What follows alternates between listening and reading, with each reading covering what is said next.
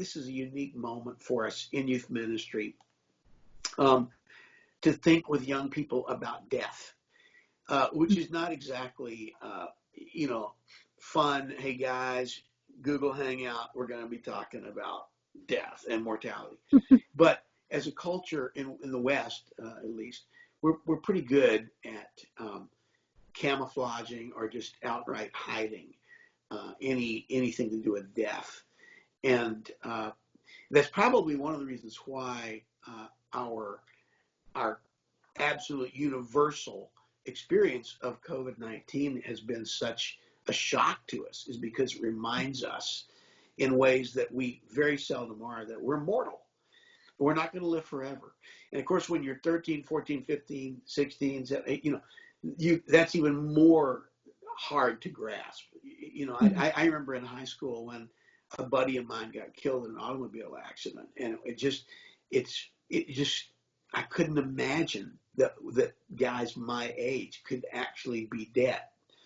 And yet that's, an essential fact of our being. And it's also an essential fact of understanding something about our eternity and about God's reign and about a God who is immortal and in the power and the hope of resurrection.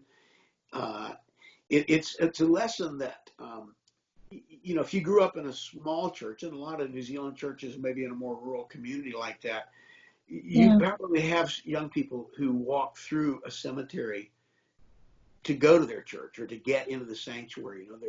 There's a cemetery there. But more and more in the States, and I suspect more and more in New Zealand as well, there are churches that they don't have a cemetery, and there's very little, precious little imagery to remind you of our mortality. One writer who teaches me at Grove City, a guy named Carl Trueman, wrote an excellent article called Deaths Delayed. In fact, you guys you can Google it. It's just Deaths, Deaths Delayed, Carl Trueman, like True Man. But he quotes in that article this Jewish agnostic named Philip Reif, who said, when people go to church nowadays, typically, at least in the West, they want to find out how to live their best life. But in the Middle Ages, and for hundreds of years, several centuries, people went to the church to find out how to deal with their misery. And we sort of championed the best life and how God can make you happy and give you more friends. And we've sort of, not really talked much about dealing with death. But this is a unique moment, an opportunity that reality gives us to say, hey, this is here, it's in front of us. What do you guys think about it? How do you feel about it? What does the scripture teach about it? What does it say about the way we steward the life that we have? So I do think that's a unique opportunity we have right now. Yeah, no, I totally agree. I'm actually speaking this Sunday via YouTube on the parable of the dishonest steward. And that brings up all sorts of things, like how do we prepare for eternity? How do we use our time now? And I won't preach it to you now, but it's definitely got me thinking about those sort of issues as well. Yeah. That's awesome. We think we're invincible, especially when we're young. Yeah. And even as adults, we think our lives go on and on as we plan them to, but we all need to live for something bigger and realize that Jesus has work for us to do, and if Netflix is getting in the way of you serving Christ, then cancel it. So we've got stuff to do, all right. So it's balancing all that, eh? Yeah, I think Truman quotes, I think it was Cicero, who said, "There's no man so old as he doesn't expect to live another year."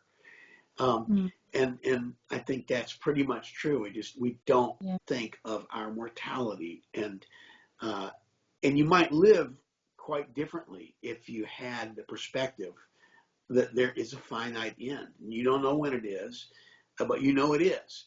And times like these remind us that there is a finite end. So it's sobering, Yeah. Not okay, kids, we got a game. It's not as much fun, but I think in terms of just helping folks grow deeper spiritually, I think it's an important part of understanding.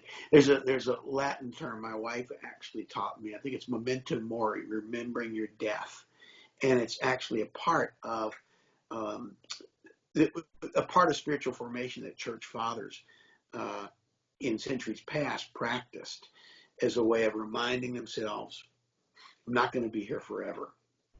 Hmm. Yeah, that's a great quote.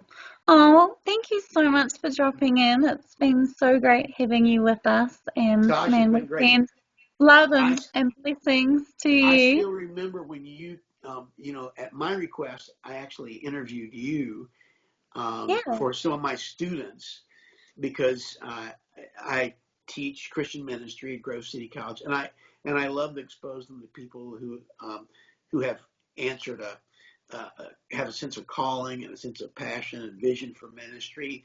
And you did such a great job, and I'm glad I could return the favor by being with you guys. So thanks a lot for having me here.